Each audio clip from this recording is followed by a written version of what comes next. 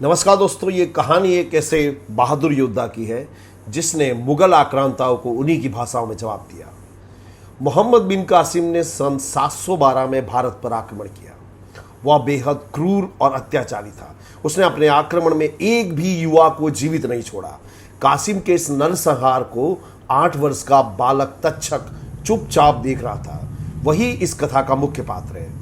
तक्षक के पिता सिंधु नरेश राजा दाहिर के सैनिक थे। कासिम की सेना के साथ लड़ते हुए वे वीर गति को प्राप्त हुए। राजा दाहिर के मरने के बाद लूट मार करते हुए अरबी सेना तक्षक के गांव में पहुंची तो गांव में हाहाकार मच गया।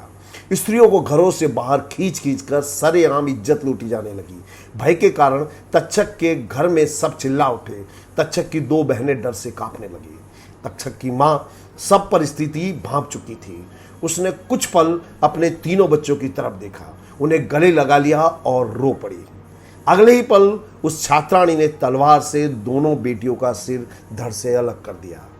उसकी मां ने तक्षक की ओर देखा और तलवार अपनी छाती में उतार ली। यह सब घटना 8 वर्ष का अबोध बालक तक्षक देख रहा था। वह अबोध बालक अपने घर के पिछले दरवाजे से बाहर निकलकर खेतों की तरफ भागा और भागता रहा। तक्षक भटकता हुआ कन्नौज के राजा नागभट्ट के पास पहुंचा। उस समय वह 25 वर्ष का हो चुका था। वह नागभट्ट की सेना में भर्ती हो गया। अपनी बुद्धि बल के कारण वह कुछ ही समय में राजा का अंगरक्षक बन गया। तक्षक के चेहरे पर कभी ना खुशी दिखती थी और ना ही गम। उसकी आंखों में हमेशा क्रोध की आग दिखाई देती थी। उसने अपने पराक्रम के किस्से सेना में सुनाए जाते थे। तक्षक इतना बहादुर था कि तलवार के एक वार से हाथी का सिर कलम कर देता। सिंधु पर शासन कर रही अरब सेना कई बार कन्नौज पर आक्रमण कर चुकी थी, लेकिन हमेशा नागभट्ट की बहादुर सेना उन्हें युद्ध में हरा देती थी और वे भाग जाते। युद्ध के सनातन नियमों का पालन करते हुए राजा नागभट्ट की सेना इन भागे हुए जिहादियों का पीछा नहीं करती थी। इसी कारण वे मजबूत होकर बार बार कन्नौज पर आक्रमण करते रहते थे। एक बार फिर अरब के खलीफा के आदेश से सिंधु की विशाल सेना कन्नौज पर आक्रमण करने आई। यह खबर पता चली तो कन्नौज के राजा नागभट्ट ने अपने सेनापतियों की बैठक बुलाई। सब अपने अपने विचार व्यक्त कर रहे थे। इतने में महाराजा का अंगरक्षक तक्षक खड़ा हुआ। उसने कहा, महाराज, हमें दुश्मन को उसी की भाषा में जवाब देना होगा।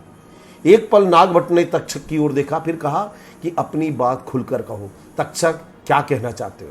तक्षक ने कहा, महाराज, अरब सैनिक महाबर्बर, जालिम, अत्याचारी, जिहादी मानसिकता के लोग हैं।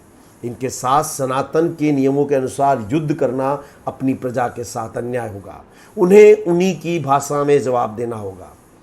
महाराज ने कहा, किंतु हम धर्म और मर्यादा को कैसे छोड़ सकते हैं? तक्षक ने कहा कि मर्यादा और धर्म का पालन उसी के साथ किया जाता है जो मर्यादा और धर्म का मर्म समझता हो। इन राक्षसों का धर्म हत्या और बलात्कार है। इनके साथ वैसा ही व्यवहार करके युद्ध जीता जा सकता है। राजा का एकमात्र धर्म होता है प्रजा की रक्षा करना। राजन, आप देवल और मुल्तान का युद्ध याद करें। मोहम्मद बिन कासिम ने युद्ध जीता, दाहिर को पराजित किया और उसके बाद प्रजा पर जो अत्याचार किया उसे आप याद कीजिए। यदि हम पराजित हुए तो हमारी स्त्रियों और बच्चों के साथ भी वैसा ही दुर्व्यवहार किया जाएगा। महाराज, आप जानते हो कि भारतीय नारियों को किस तरह खुले बाजार में राजा दाहिर के हारने के बाद बेचा गया था। उनका एक वस्तु की तरह भोग किया गया था। महाराजा ने देखा कि तक्षक की बात से सभा में उपस्थित सारे सेनापति सहमत हैं।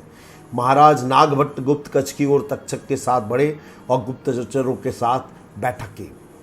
तक्षक के नेतृत्व में युद्ध लड़ने का फैसला हुआ। अगले ही दिन कन्नौज की सीमा पर दोनों सेनाओं का पड़ाव हो चुका था। आशा थी कि अगला प्रभात एक भीषण युद्ध का साक्षी होगा। आधी रात बीत चुकी थी। अरब की सेना अपने शिविर में सो रही थी।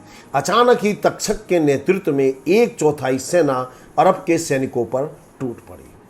जब तक अरब सैनिक संभलते तब तक मूली गाजर की तरह हजारों अरबी सैनिकों को तक्षक की सेना ने मार दिया था। किसी हिंदू शासक से रात्रि युद्ध की आशा अरब सैनिकों ने कभी नहीं की थी। सुबह से पहले ही अरबी सैनिकों की 1/4 सेना मारी जा चुकी थी। बाकी सेना भाग पड़ी थी। जिस रास्ते से अरब की सेना भागी थी, उधर राजा नागभट्ट अपनी बाकी सेना के साथ उनका इंतजार कर रहे थे। सारी अरबी सैनिकों को मौत के घाट उतार दिया गया, एक भी सैनिक नहीं बचा। युद्ध समाप्त होने के बाद राजा नागभट्ट वीर तक्षक को ढूंढने लगे। वीर तक्षक वीर गति को प्राप्त हो चुका था। उसने अकेले हजारों जिहादियों की मौत की नींद सुला दिया था। राजा नागभट्ट ने इसके पश्चात वीर तक्षक की भव्य प्रतिमा बनवाई। कन्नौज में आज भी उस बहादुर तक्षक की प्रतिमा विद्यमान है। यह युद्ध 733 में हुआ था। इसके बाद लगभग 300 वर्ष तक अरबों ने कभी भारत की ओर देखा नहीं था। तो यदि इन राक्षसों से आपको लड़ना है, जीतना है, तो उन्हें उन्हीं की भाषा में जवाब देना होगा।